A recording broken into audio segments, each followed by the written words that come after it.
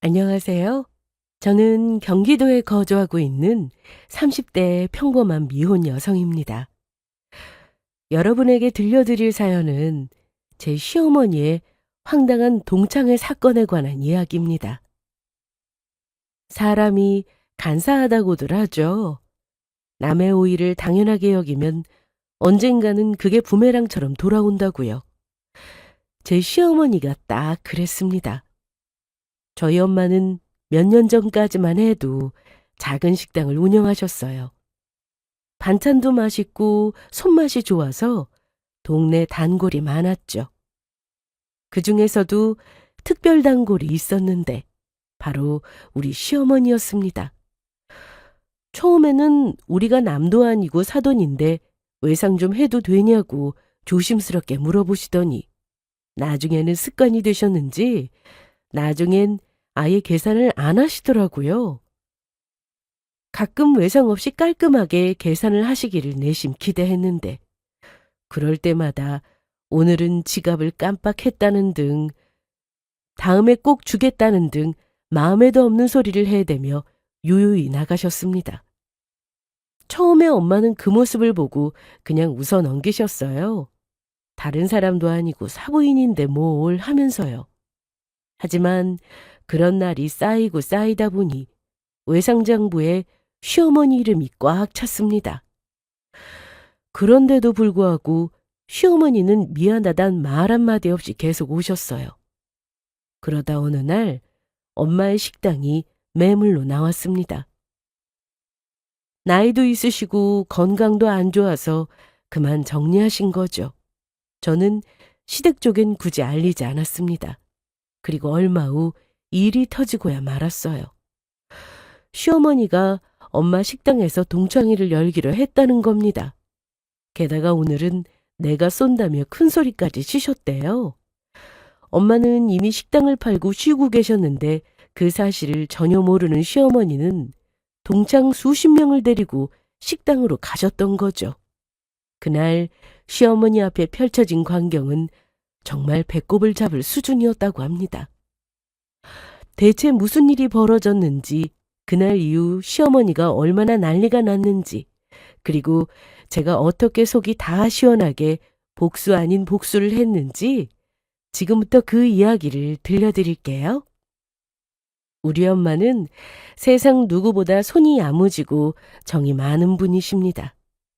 음식을 만들 땐 절대 대충이라는 게 없었죠.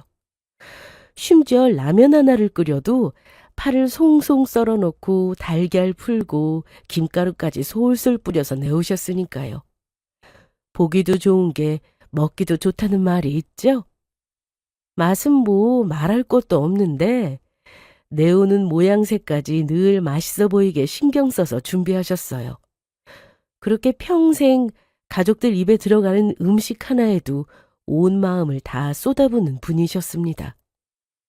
저는 어릴 때부터 친구들이 우리 집에 놀러 오면 꼭 밥을 먹고 가는 걸 자주 봤어요. 저희 엄마의 음식을 맛본 친구들은 모두 하나같이 입에 침이 마르도록 칭찬했습니다. 야, 너희 집 반찬은 왜 이렇게 맛있어? 너희 엄마 진짜 요리 잘하신다.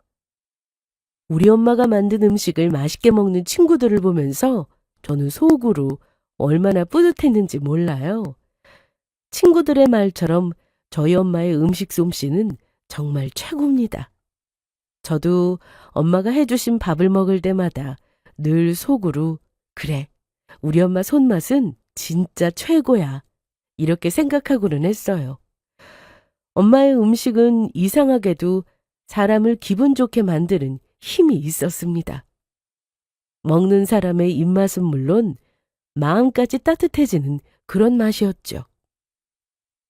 그런데 정작 엄마는 그걸 모르셨습니다. 본인 손맛이 특별하다고 생각해 본 적이 없으셨어요. 누가 칭찬을 해도 늘 겸손하게 웃으며 그냥 다 똑같은 집밥인데 뭘 그렇게 맛있다 하느냐고.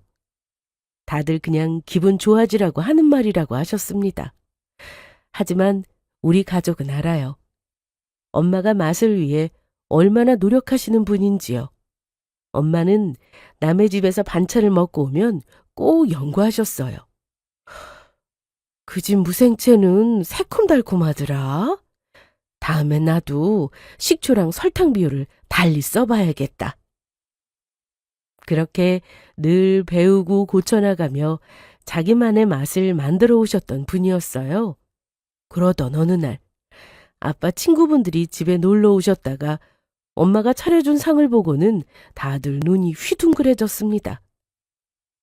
아니, 이건 그냥 반찬이 아니라 예술이네.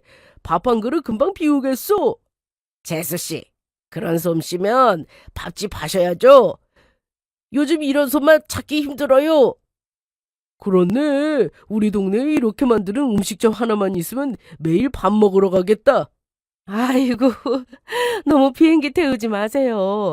누구나 이 정도는 얼마든지 만들어요. 사람들의 칭찬에 엄마는 손사래를 치며 웃었어요.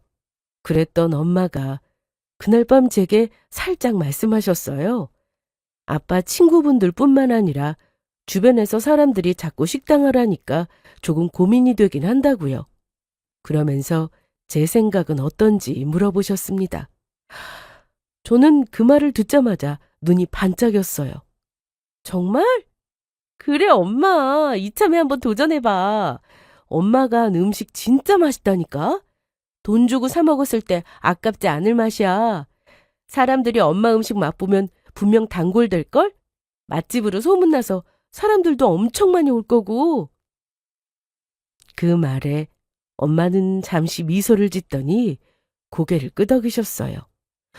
그 후로 며칠 동안 엄마는 마치 고등학생처럼 노트 한 권을 들고 다니셨어요.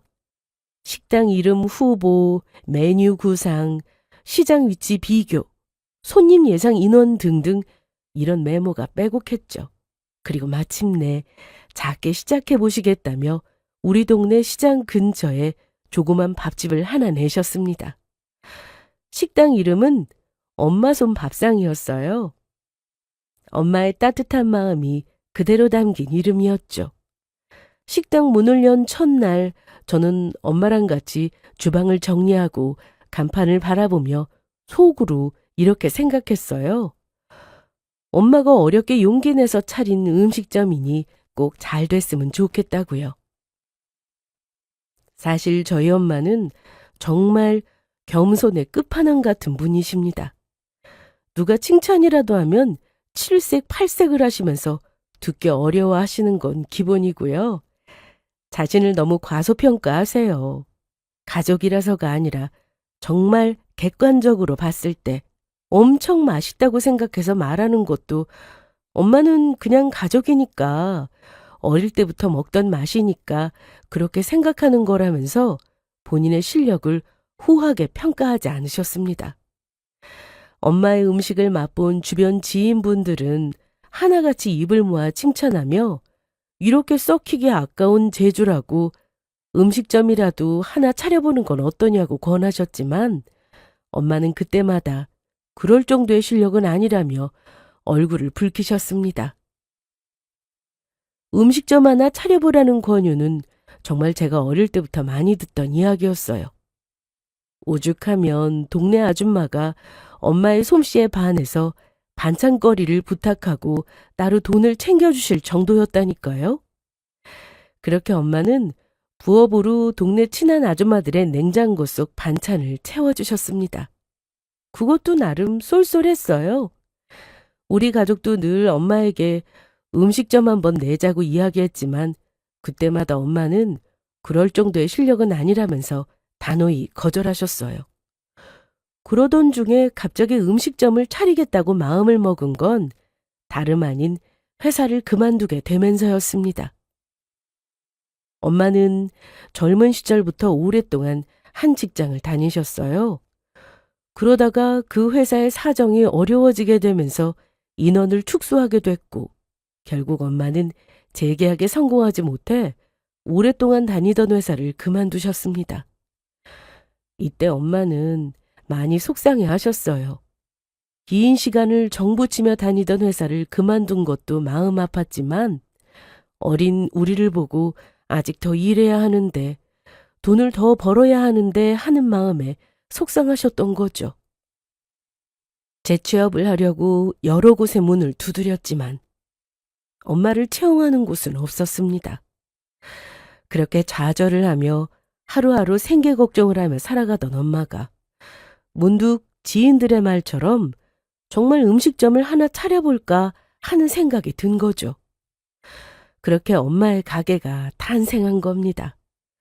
정말 큰 용기를 내서 가게를 차린 뒤 놀라운 일이 벌어졌어요.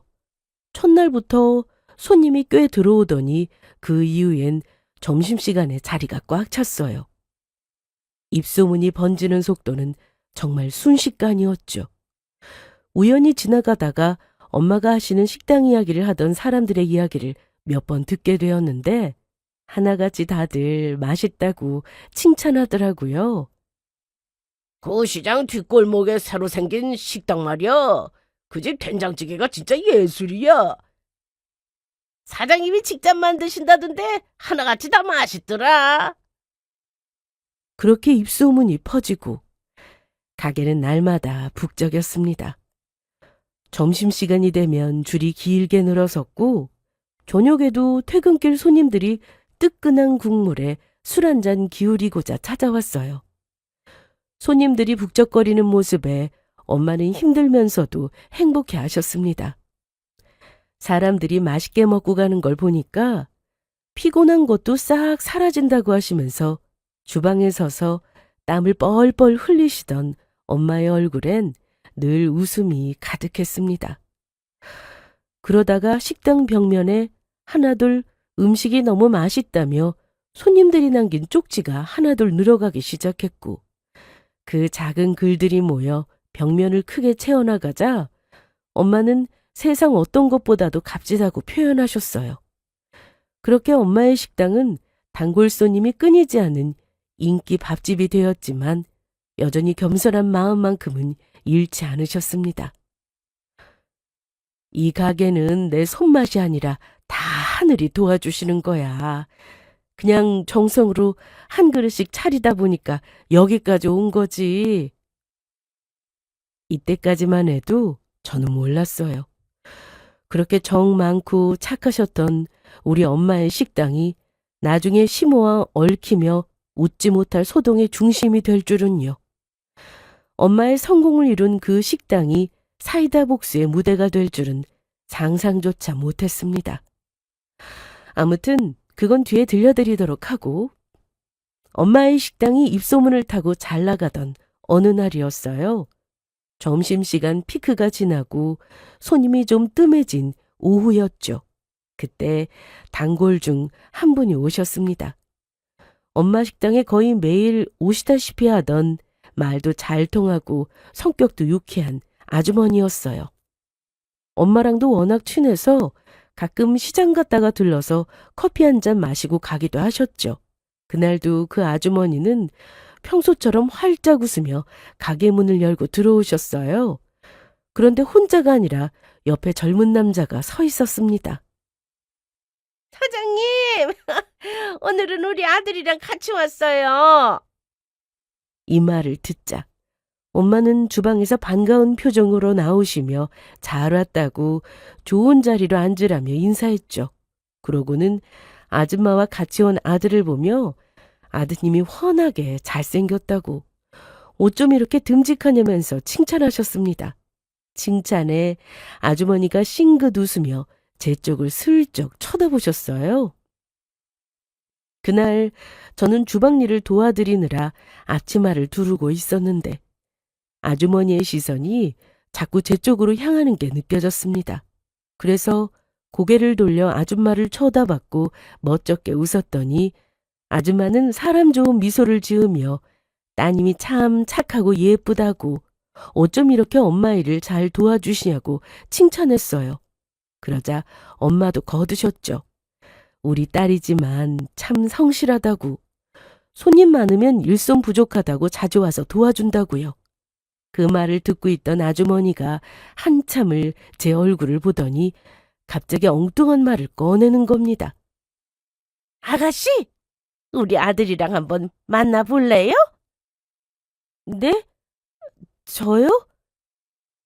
저는 깜짝 놀라서 손에 들고 있던 수저를 떨어뜨릴 뻔했어요.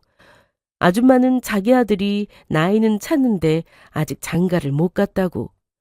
현재 만나는 사람도 없어서 괜찮으면 두 사람을 이어주고 싶은데 어떠냐고 물었습니다. 딱 보니까 둘이 잘 어울릴 것 같다고 이야기하고는 슬쩍 앞에 앉아있는 아들과 저를 번갈아가며 쳐다보셨어요. 엄마는 순간 당황하면서도 웃음을 감추지 못하셨고, 아줌마는 사람 일 모르는 거라고 둘이 천생연분일지 어떻게 하냐면서 젊은 사람끼리 몇 번 얼굴 보고 그러다 보면 정 붙는 거 한순간 아니겠냐고 하셨습니다.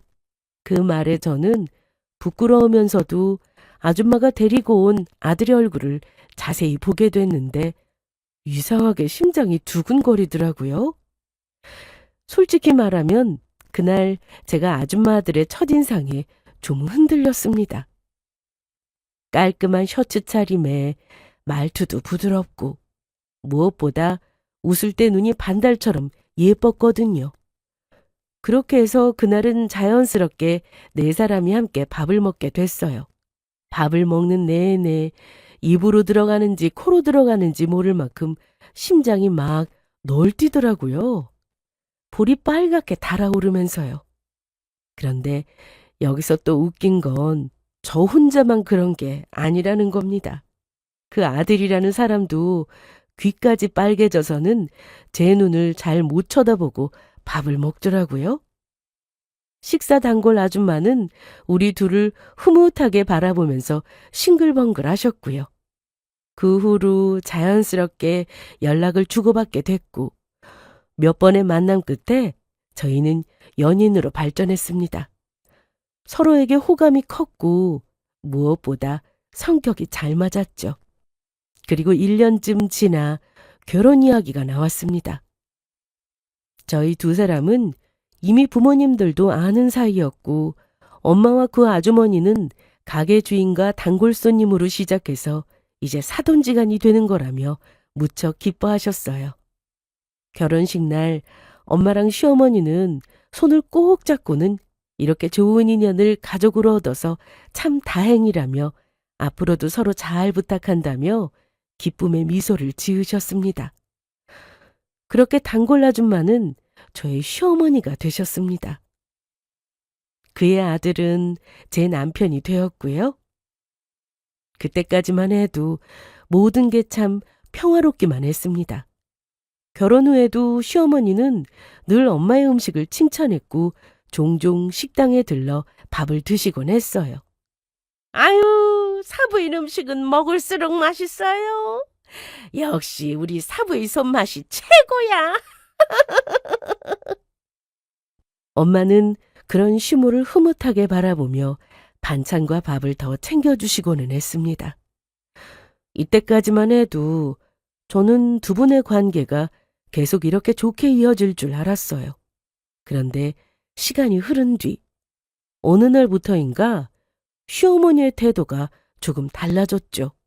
늘 오늘도 맛있게 잘 먹었다며 웃던 분이 식사를 마치고 나서 잠시 머뭇거리시더니 조심스러운 목소리로 엄마에게 물으시는 겁니다. 오늘 먹은 거 외상으로 좀 달아놔도 되겠느냐고요. 엄마는 순간 당황하셨지만 곧 웃으면서 대답하셨습니다. 아이고, 뭘 그런 말씀을요. 사돈 사이에 당연하죠. 그렇게 하세요. 다음에 괜찮으실 때 주세요. 그날 이후 시어머니는 점점 더 자주 식당에 들르기 시작했어요. 예전에는 일주일에 한두 번 정도였는데 이제는 거의 매일 오셨고 문제는 혼자 오는 게 아니라 친구며 모으며 여러 사람을 우르르 데리고 오셨습니다. 사부인, 오늘은 내 친한 친구들이랑 같이 왔어요. 여기 제육볶음 2개, 김치찌개 하나, 막걸리도 한 병 주세요. 사람들을 잔뜩 끌고 와서는 제 집처럼 신나게 먹고 마시며 즐기던 시모였지만 여느 날처럼 계산할 때가 되면 늘 그 말을 빠지지 않고 했어요. 아이고, 사부인. 오늘도 정말 맛있게 잘 먹었어요. 오늘 밥값은 외상으로 달아나줘요. 내가 나중에 드릴게요. 시모의 말에 엄마는 아무렇지 않은 척 웃으셨지만 엄마의 속은 그렇지 않았습니다. 한 달에 몇 번은 이해할 수 있지만 올 때마다 외상하고 가니까 이게 습관으로 자리 잡은 건가 하고 걱정하셨어요. 엄마가 이렇게 걱정하신 이유는 따로 있었습니다. 저도 이때까지는 몰랐어요. 엄마가 제게 별 말씀을 안 하셨고 티를 안 내셨거든요. 그러다가 한 번은 제게 넌지시 시모 이야기를 꺼내더니 외상값이 쌓이고 쌓여서 자꾸만 밀린다고 하시더라고요. 아니 글쎄 외상만 할 줄 알았지 여태까지 단 한 번도 제대로 준 적이 없다는 거예요. 그렇다고 엄마가 먼저 외상값을 달라고 하기도 멋쩍어서 그냥 알아서 주시려니 하고 기다렸는데 좀처럼 말이 없어서 이걸 어찌하면 좋겠냐고 제게 털어놓으셨습니다. 저는 그 이야기를 듣고 정말 깜짝 놀랐어요. 그런 일이 있었으면 진작 말씀하시지. 왜 여태 말씀 안 하셨냐고 하니까 괜히 가족 간에 관계가 껄끄러워질까봐 차마 말을 꺼내지 못하셨다고 하셨습니다. 그 말을 듣고 저는 너무도 속상했습니다. 그리고 정말 시모가 그렇게까지 하셨나 믿기 어려웠어요. 이 일만 아니면 시모랑 저 사이는 정말 좋았습니다. 저한테 엄청나게 잘해주셨거든요. 엄마는 얼마든지 외상값 달라고 이야기할 수 있었지만 제 생각에 차마 그럴 수 없었다고 하셨습니다. 아무래도 시모랑 엄마 사이에 제가 끼어 있으니까 혹시라도 저한테 괜한 불똥이 튀면 어쩌나 싶어서 말도 못하고 소가리를 하신 거였어요. 엄마 혼자 끙끙거렸을 생각을 하니 제 마음이 너무 아팠습니다. 저는 이 일로 시모한테 참 많이 실망했어요. 이때 시모를 다시 보게 됐다고 해야 할까요? 정말 이런 분인 줄 몰랐습니다. 그래서 제가 엄마한테 걱정하지 마시라고 그 외상값 제가 받아오겠다고까지 했습니다. 그러자 엄마는 아니라면서 그냥 가만히 있으라고 저를 말리셨어요.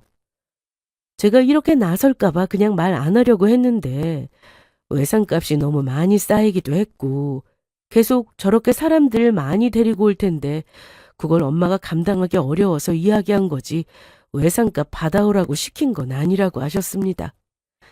제가 나서면 시모 체면이 얼마나 자존심 상하겠냐고. 이건 엄마랑 시모가 이야기할 문제지 제가 나서는 건 보기 좋지 않다고 하셨어요. 그래서 그냥 그렇게 알고만 있으라고 시모가 눈치채지 못하게 우리 가게 말고 다른 곳으로 갈 수 있도록 지혜롭게 유도나 해달라고 하셨습니다. 엄마는 이렇게 제 걱정을 참 많이 해주셨어요. 당장 가게 돈이 부족할 지경인데도 말이죠. 모든 사실을 알게 된 저는 이 일을 어떻게 해결하면 좋을까 골머리를 앓게 됐습니다. 도무지 제 머리로는 지혜롭게 해결할 수 있는 방법이 떠오르지 않았어요.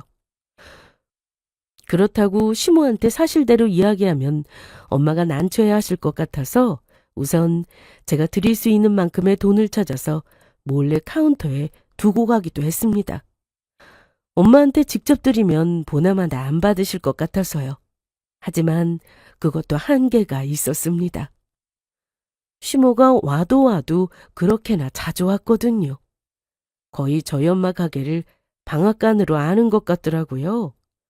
엄마는 그냥 시모 혼자 오면 그러려니 돈 안 바꿔줄 수 있는데 올 때마다 여러 사람을 우르르 데리고 오니까 그게 참 난처하다고 하셨어요. 생각해보니 정말 그럴만 하더라고요. 여러 사람이 돈 한 푼 안 내고 그냥 먹고 가는 거잖아요. 우리 엄마는 뭐 땅 파서 장사하시는 것도 아니고 푹푹 찌는 주방에서 힘들게 음식 만들고 고생해서 돈 버시는 건데 그걸 시모가 날로 먹으니까 얄밉기만 했습니다. 이때는 몰랐어요. 방앗간처럼 드나드는 우리 엄마의 가게에서 시모가 인생 최대의 굴욕을 맞게 될 줄은요. 엄마의 식당, 그 따뜻한 밥상이 시모에게는 대참사의 무대로 돌아오게 되죠. 우선 저는 제가 할 수 있는 한 최대한 엄마를 도와드리려고 노력했지만 하루가 멀다고 찾아오는 시모 때문에 결국은 남편한테 이 사실을 이야기하고는 알아서 시모 단속 좀 하라고 눈치를 줬어요. 엄마한테 듣고 내가 이야기했다는 말 하지 말고 눈치껏 알아서 이야기 좀 하라고 했어요. 아무리 편한 사부인이라도 그렇지. 너무 자주 가면 장모님이 힘들어하실 것 같다. 적당히 가는 게 좋지 않겠냐. 외상한 건 다 드렸냐. 이런 식으로 물어보면서 압박 좀 하라고 했어요. 남편은 알았다고 했고 그렇게 제가 말한 대로 시모한테 이야기한 모양이었어요. 그런데 웃긴 게 뭔 줄 아세요? 시모가 글쎄 외상값이 없다고 이야기했다는 거예요. 외상값?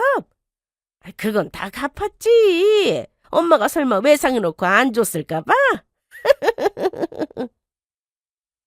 남편한테 이 말 듣고 어이없어서 까무러치는 줄 알았습니다. 우리 엄마는 이런 한 장 못 받으셨다고 했는데 어디서 저런 거짓말을 아무렇지 않게 하실 수 있을까 놀라기도 했어요.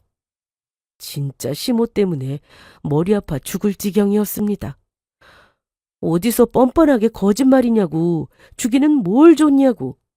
당장이라도 따지고 싶었지만 엄마를 생각하니 차마 그럴 수 없어서 속만 타고 있었어요. 그러던 중에 일이 터졌습니다. 엄마의 식당은 여전히 바빴고 점심시간이 되면 식당 앞에 줄이 길게 늘어서 있었어요. 단골 손님들은 올 때마다 엄마의 반찬을 맛보고 맛있다며 고개를 끄덕이고는 했죠. 또 감사하게도 여기저기 소문도 내주시고 다른 사람들을 데리고 오기도 하셨어요. 그만큼 손님들의 사랑을 받았던 가게였습니다. 하지만 어느 날부턴가 엄마의 얼굴빛이 조금씩 달라졌어요. 식사 시간이 끝나면 허리를 붙잡고 잠깐 앉아 계셨고 손님이 없을 때면 찜질팩을 허리에 대고 끙끙 앓으셨습니다. 엄마, 괜찮아? 요즘 계속 허리 아프다 하네. 많이 아파? 병원은 가본 거야? 아유, 괜찮아. 나이 들면 다 그렇지 뭐. 조금 쉬면 나아져. 어느 날부터인가 엄마는 허리 아프다는 말을 자주 하셨고 일하실 때 보면 중간중간 허리 통증 때문에 힘들어 하셨습니다. 걱정되는 마음에 어디 삐끗하신 거냐. 파스로 찜질도 소용이 없으니까 병원에 가봐야 할 것 같다고 엄마의 팔을 잡아 끌었더니 엄마는 곧 손님들 올 시간인데 가게는 어딜 가냐고 그냥 피곤해서 그런 거라고 이 나이에는 가만히 있어도 여기저기 아프다고 하셨어요. 하지만 그건 단순한 피로가 아니었습니다. 하루 종일 서서 일하고 무거운 냄비 들고 설거지까지 하시다 보니 허리에 계속 무리가 갔던 거예요. 저는 그런 엄마를 억지로라도 병원으로 모시고 가려고 했지만 엄마는 완강히 거부하셨습니다. 본인 몸은 본인이 제일 잘한다면서 걱정하지 말라고 하셨어요. 그러다가 결국 허리를 제대로 펴지도 못한 채 병원으로 실려가셨습니다. 의사 선생님은 단호하게 말씀하셨어요. 허리 디스크가 심하게 진행된 상태입니다. 그동안 많이 아프셨을 텐데 어떻게 참으셨어요? 연세도 있으신데. 이대로 계속 일하시면 수술해도 회복이 어렵습니다. 무조건 쉬셔야 합니다. 엄마는 그 말을 듣고 한참 동안 아무 말씀도 못 하셨어요. 식당이 곧 삶의 전부였던 분이었으니까요. 그동안 손님들과의 정, 그리고 자신이 만들어 온 터전인데 그걸 한순간에 내려놓으라는 게 얼마나 힘드셨겠어요. 병실에서도 엄마는 가게 걱정뿐이었습니다. 지금 점심시간일 텐데 아마 김치찌개가 다 떨어졌을 거라고. 단골 손님들 오면 어쩌냐고 걱정하셨고 저는 그런 엄마가 속상해서 걱정하지 마시라고 지금 엄마 몸이 먼저지 손님들 걱정이 먼저냐고 제발 아무 걱정하지 말고 치료에 전념하시라고 했어요. 그래도 엄마의 머릿속에는 가게 생각밖에 없었습니다. 그래도 어떻게 그러니? 시간 내서 우리 가게까지 찾아와 주시는 고마운 분들인데 내가 어떻게 마음 편히 내 생각만 해. 내 음식 먹는 재미로 산다는데. 저는 그런 엄마를 보며 마음이 너무 아팠습니다. 손님들과의 약속은 꼭 지켜야 하는 거라고 말씀하시는 엄마의 표정을 보니 많이 속상해 하신다는 걸 알 수 있었습니다. 그래서 저는 엄마를 다독이며 이렇게 말했어요. 걱정하는 마음은 알겠지만 그건 진짜 손님들을 위하는 게 아니라고요. 엄마가 아프면 결국 더 이상 아무것도 먹을 수 없게 되는 건데 그걸 손님들이 바라겠냐고. 아무리 맛있다고 한들 건강보다 중요하겠냐고요. 엄마는 한동안 제 말을 듣고도 아무 대답이 없으셨습니다. 그러고는 창밖을 바라보며 작게 말씀하셨어요. 가게를 하면서 엄마 정말 행복했어. 손님들이 맛있다고 웃을 때 그게 그렇게 고맙더라. 그래서 좀만 더 하자, 좀만 더 버티자 했는데 결국 엄마는 더 이상 말을 잇지 못하고 고개를 숙이며 눈물을 흘리셨습니다. 그 모습에 저도 눈물이 핑 돌았어요. 옆에서 엄마를 지켜본 사람으로서 엄마가 얼마나 행복해 하셨는지 누구보다 잘 알거든요. 하지만 건강이 제일 중요하잖아요. 몸 상하면서까지 음식점을 이어가는 게 무슨 의미가 있겠어요?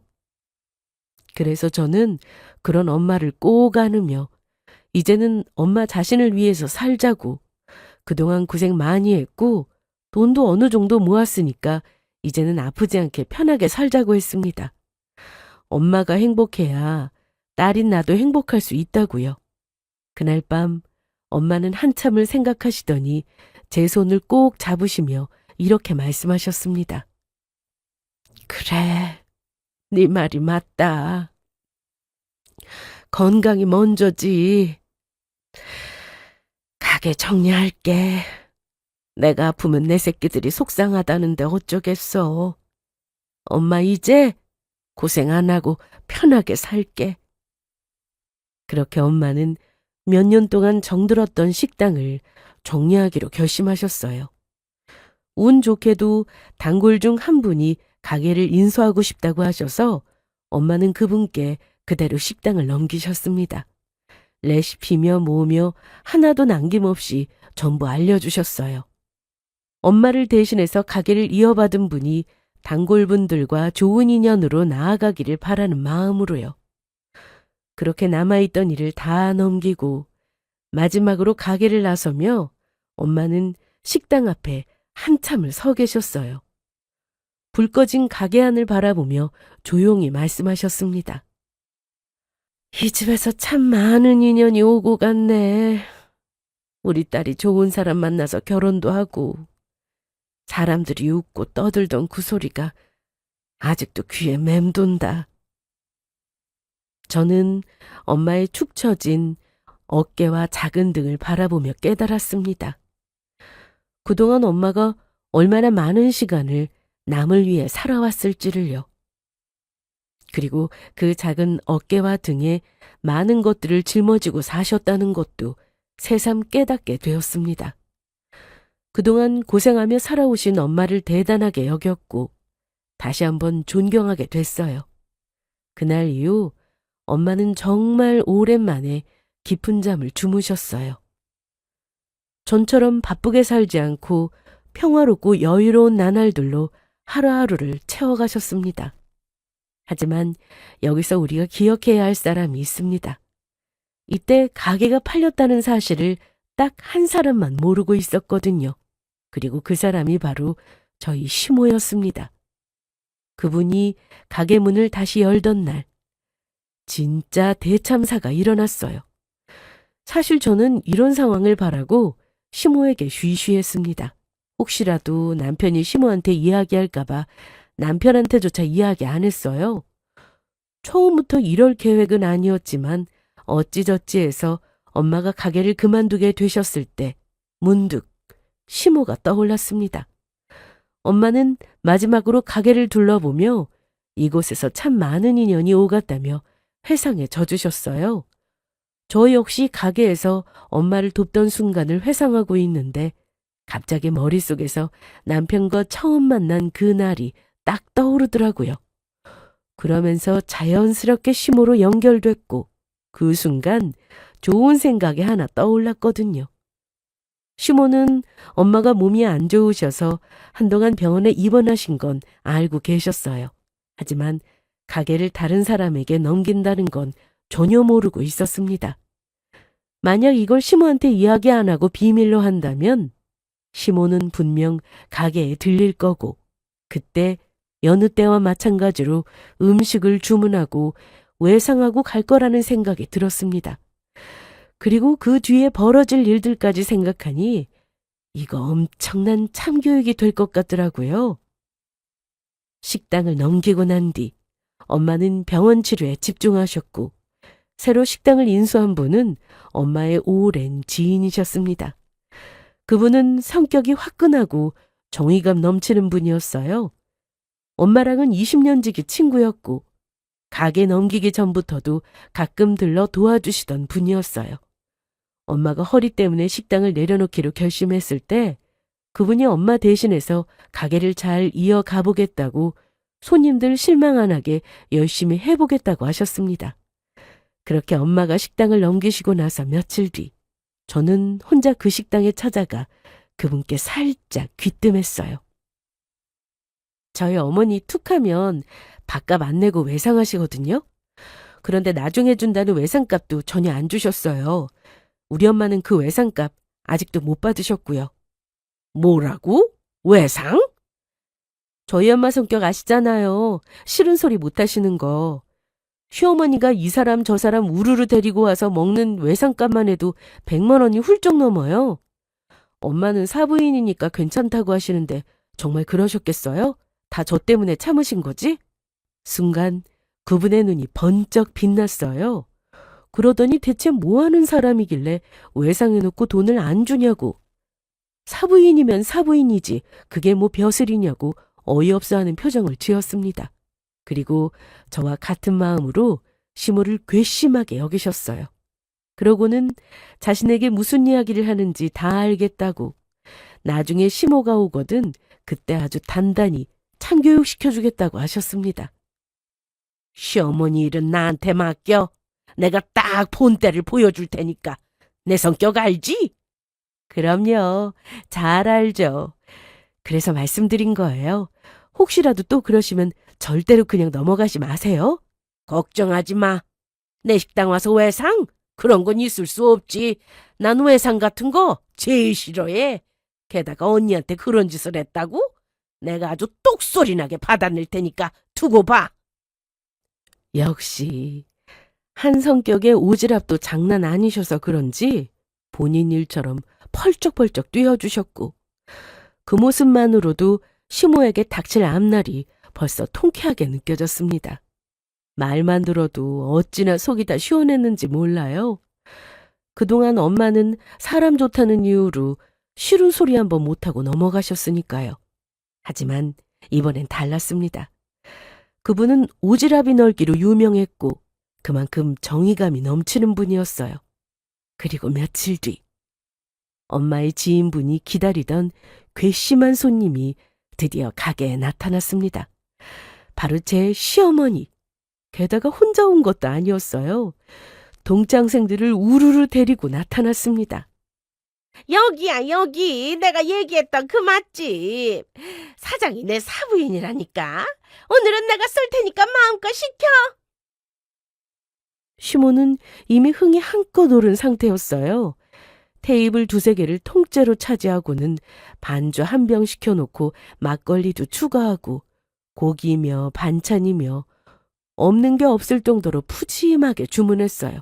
그야말로 오늘은 내가 회장님이다 모드였죠. 엄마의 지인분은 주방 안쪽에서 그 모습을 지켜보다가 팔짱을 끼고 씩 웃으셨대요. 드디어 기다리던 손님이 와서 대형 사고를 치고 있으니 실컷 참교육시켜줄 생각에 잔뜩 신이 나신 거죠. 시몬은 가게가 바뀐 걸 전혀 몰랐어요. 엄마 대신 새 주인이 가게를 보고 있는 것도 모르고 엄마를 도와주는 직원 정도로 생각했죠. 한참을 신나게 동창 친구들이랑 먹고 놀던 시몬은 뒤늦게 주변을 두리번거리며 엄마를 찾았습니다. 엄마가 안 보이자 슬쩍 주방으로 와서는 엄마의 지인분께 이렇게 말씀하셨대요. 아니, 사장님은 언제 와요? 내가 여기 사장이랑 사돈인데 오랜만에 얼굴 좀 보려고 왔더니 도통 안 보이네. 허리 아파서 병원에 입원한 뒤로 가게에 통 못 왔거든. 보시다시피 내가 워낙 공사가 다 망해서 병원도 못 가봤어. 그래서 겸사겸사 온 김에 얼굴 좀 보려고 하는데 언제 온대요? 오늘 안 나오시나? 아니요, 나왔는데요. 그래요? 아이, 그럼 어디 간 거지? 이만 가봐야 하는데. 아이, 안 되겠다. 바빠서 얼굴 못 보고 가겠네. 저기, 그럼 나 오늘 먹은 거 외상으로 처리해줘요. 사장님한테 내 이야기하면 알 거예요? 어느 정도 자리가 정리될 분위기였을 때 슈모는 지갑을 열지도 않은 채 당당하게 외상으로 하겠다고 말했습니다. 그 말을 기다리고 있었던 새 사장님은 의미심장한 미소를 지으셨어요. 사장님 사돈이요? 그래요. 내가 사장님이랑 사돈지간인 사람이에요. 그 말에 주방 쪽에 있던 직원들이 서로 눈을 마주치며 킥킥 웃었어요. 슈모는 상황도 모르고 우리 사부인 음식 솜씨가 너무 좋아서 내가 이렇게 사람들 많이 데려와서 홍보한다며 자화자찬을 늘어놓았습니다. 그러거나 말거나 참지 않은 엄마의 지인분은 앞치마를 벗고 슈모에게 다가서며 이렇게 말했어요. 이상하네. 사장님한테는 사부인이 없는데. 어머, 없기는 왜 없어요? 내가 이렇게 멀쩡히 살아있는데. 사장님한테 내 이야기 못 들었어요? 아무튼 나 사장님 사돈 맞으니까 외상으로 달아나요. 지금은 사장이 없어서 잘 모르나 본데 나중에 물어보면 알 거예요. 글쎄요, 모르겠는데요. 저한테는 사부인이 없거든요. 우리 사부인은 예전에 일찍 하늘 날아가셔서. 뭐라고요? 아니, 누가 댁 사부인을 물어봤어요? 내가 누군 줄 알고 이래? 웃겨 정말. 누구신데요? 누구신데 사장한테 없는 사부인을 들먹이면서 이러는 거예요? 여기 사장은 나예요. 나한테는 당신 같은 사부인은 없다고요. 그때 엄마의 지인분은 팔짱을 풀며 씩 웃었고 시몬은 순간적으로 얼굴이 하얗게 굳었습니다. 그리고 이게 무슨 소리인가 믿지 못하겠다는 표정으로 다시 한번 되물었어요. 뭐라고요? 여기 사장이 그쪽이라고요? 네, 여기 사장이 나예요. 전에 주인이었던 사람은 저랑 언니 동생 하면서 친하게 지냈는데 허리 아파서 이 식당을 저한테 넘기셨거든요. 그리고 가게 넘겨주면서 예전에 그쪽이 이 외상을 한 기록까지 다 저한테 넘겨줬어요. 식당 안은 갑자기 조용해졌어요. 슈모 옆에 있던 동장들이 하나둘 눈치를 보기 시작했죠. 그러고는 작은 목소리로 여기 사장이 바뀌었냐고, 그럼 계산은 어떻게 되는 거냐고 수근수근 했습니다. 그러던 중에 한 사람이 슈모한테 밥값 많이 나왔는데 정말 괜찮겠냐고, 나눠서 내도 된다고 하자 슈모는 자존심이 허락하지 않았는지 급하게 괜찮다면서 여유 있는 척 했어요. 그러고는 지갑을 열었는데 그 순간 동전만 덜렁 굴러나왔습니다. 그 모습을 본 엄마의 지인분은 아까와는 전혀 다른 표정으로 단호하게 말씀하셨어요. 외상은 안 됩니다. 오늘 거랑 이전 외상까지 포함해서 계산해 주세요. 보니까 그동안 외상값이 상당하더라고요. 100만 원 훌쩍 넘겼던데요. 그 말에 슈모는 얼굴이 새빨개졌어요. 아무리 지갑을 뒤지고 뒤져도 그 정도의 돈을 계산할 돈이 없었습니다. 그날 동창들 앞에서 완전히 망신을 당했죠. 그리고 뒤에 있던 동창들과 주방에 있던 다른 직원들의 수군거리는 소리를 다 듣고 말았습니다. 사부인이 하는 가게라고 큰 소리 치더니 이게 뭐야? 사장이 바뀐 줄도 모르는데 사부인은 무슨 사부인? 무슨 외상을 100만 원이나 넘게 달아나? 이 정도면 양심이 없는 거지? 그날 시모는 그렇게 얼굴이 시뻘개진 채 계산도 못하고 식당을 나가려다가 붙잡혀서 경찰을 부른다 만다 아주 난리가 났었대요. 자칫하면 시모가 경찰에 끌려갈 판이니까 결국 보다 못한 동창들이 나눠서 계산했다고 합니다. 그날 밤 엄마의 지인분은 저에게 전화를 걸어서 신나게 있었던 일을 자세히 말씀해 주셨어요. 내가 네 시어머니 외상값 다 받아냈어. 앞으로는 이 근처에 얼씬도 못할 거야. 그 이야기를 듣는데 저도 모르게 입꼬리가 슬쩍 올라갔어요. 엄마 대신 누군가가 대신 속을 풀어준 느낌이었거든요. 시모가 호되게 당했을 생각을 하니 웃음이 절로 나왔습니다. 그날 밤 저는 저녁을 먹다 말고 핸드폰이 울리는 소리에 놀라 받았습니다. 화면에는 시어머니라는 이름이 떠 있었어요. 받자마자 들려온 건 다짜고짜 고함이었습니다. 너! 네 엄마 친구라는 여자가 나를 망신 줬어. 동창들 다 보는 앞에서 나더러 돈 없다고 창피를 주더라. 이게 다 네 엄마 때문이야. 그 목소리에 저는 차분하게 대답했어요. 어머님이 그동안 외상을 하셨던 건 모두 사실이지 않냐고요. 그러자 시모는 더욱더 뻔뻔하게 나왔습니다. 그게 뭐 어때서? 가족끼리 그럴 수도 있는 거지. 그리고 난 사부인 잘 되라고 도와준 거야. 사람들 우르르 데리고 가서 홍보해 준 거잖아. 고마워하지는 못할 망정 이게 뭐야? 그리고 내가 아무나야? 사부인인데 그 정도도 못 봐줘? 그게 홍보라고요? 저희 엄마가 원하지도 않은 홍보를 왜 마음대로 하세요? 그것도 그런 식으로 하는 건 아니죠. 그리고 가족이요? 가족이면 100만 원 넘게 외상하고 돈 안 줘도 되는 거예요? 그럼 저도 어머니께 용돈 드린다고 해놓고 드리지 않아도 되는 거죠? 가족이니까.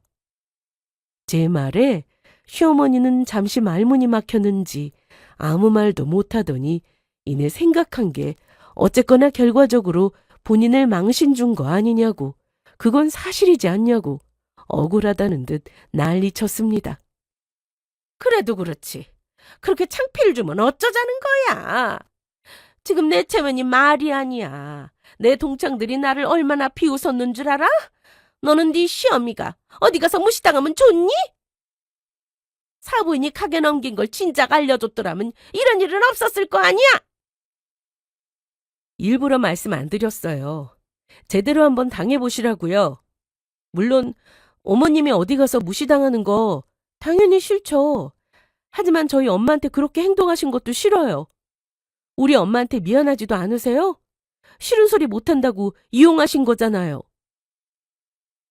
그 말을 들은 시모는 더 이상 아무 말도 못했고 오랜 침묵만 이어졌어요. 뒤늦게 자기 잘못을 깨달은 듯 했습니다. 제 말이 틀린 게 없으니까 양심에 찔렸겠죠. 그렇게 저는 전화를 끊었고 그 뒤로 시모는 저에게 다시는 연락하지 않았어요. 모든 이야기를 전해 들은 남편도 그 일을 계기로 저한테 한마디도 못하고 눈치를 살폈고 시모의 편을 들지 않았습니다. 괜히 본인 엄마 편을 들었다가 집에서 쫓겨날 거라는 걸 직감했겠죠. 그 일이 있고 나서 한동안 연락 없이 지내다가 시모가 우리 엄마를 찾아와서는 진심으로 지난 날을 반성했다며 미안하다고 사과하셨어요.